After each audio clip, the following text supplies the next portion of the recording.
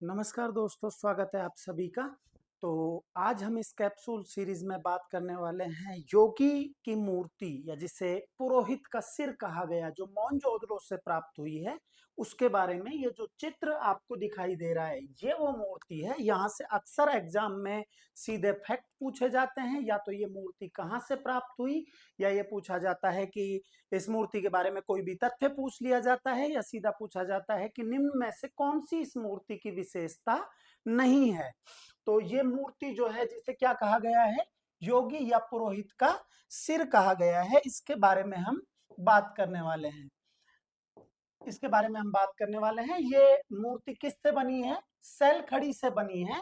और ये जो मूर्ति है, ये 19 सेंटीमीटर ऊंची मूर्ति है।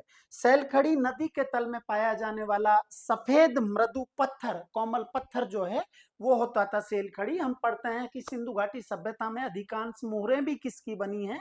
सैल खड़ी की बनी है। तो उस सैल खड़ी से ही ये बनी है। और ये जो मूर्ति है, ये हम देख रहे हैं, इसे योगी की मूर्ति कहा गया है। इसमें नेत्र जो है वो अध खुले हैं, दाढ़ियां नीचे की ओर सवारी गई है। आप देख पा रहे होंगे, मूछें यहाँ पर नहीं है। और बाल जो है वो पीछे की तरफ फीते से बांधे हुए हैं, बाल फीते से बंधे हुए हैं। तिपतिया अलंकरण युक्त शॉल ओढ़ रखा है। ये जो अलंकरण आप देख रहे हैं, ये जो मूर्ति पे आप देख रहे हैं, ये तिपतिया, इस तरह से 3 पत्तियों युक्त शॉल जो है वो इस तरह से इस मूर्ति पर ओढ़ा हुआ है। मस्तिष्क पर गोल अलंकरण है। ये जो अलंकरण आप देख रहे हैं, ये मस्तिष्क पर गोल अलंकरण है।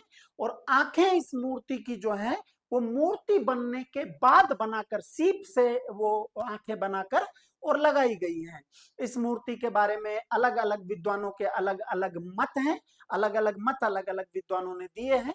आरपी चंद्र ने ये कहा है कि ये किसकी मूर्ति है? ये योगी की मूर्ति है। ठीक है। एएल बॉसम, जिन्होंने वंडर दैट वाज इंडिया या अद्भुत भारत पुस्तक लिखी, उन्होंने कहा है कि ये कौन सी मूर्ति है? मंगोल मूर्ति है। ठीक है। और उसके अलावा अर्नेस्ट मैके ने कहा है कि ये किसकी मूर्ति है? पुजारी की मूर्ति है। तो ये वो मूर्ति है। सारी विशेषताएं आप एक बार फिर से देख सकते हैं। बाल पीछे की तरफ फीते से बांधे हुए हैं, आंखें अध खुली है, और आंखें जो है उनमें सीप से बाद में आंखें लगाई गई है। मूछें नहीं है, दाढ़ियां जो है वो सवारी गई है, मतलब जो बाल है वो पीछे की तरफ बांधे गए हैं। ये किसकी जानकारी देते हैं? केश विन्यास की जानकारी देते हैं कि उस समय केश विन्यास था। तिपतिया अलंकरण युक्त शॉल ओढ़ा हुआ है। यहाँ ये देख सकते हैं, ये बाजू जो है, यहाँ पे बाजू बंद है, और उसमें भी एक गोल चक्र जो है वो लगा हुआ है। आरपी चंद्रा ने कहा है कि ये योगी की मूर्ति है। एल बॉसम ने कहा है कि ये मंगोल मूर्ति है। मैके ने कहा है कि ये पुजारी की मूर्ति है। यदि आप पहली बार सेशन देख रहे हैं तो चैनल को सब्सक्राइब जरूर कर लीजिए इसी तरह की जानकारी के लिए।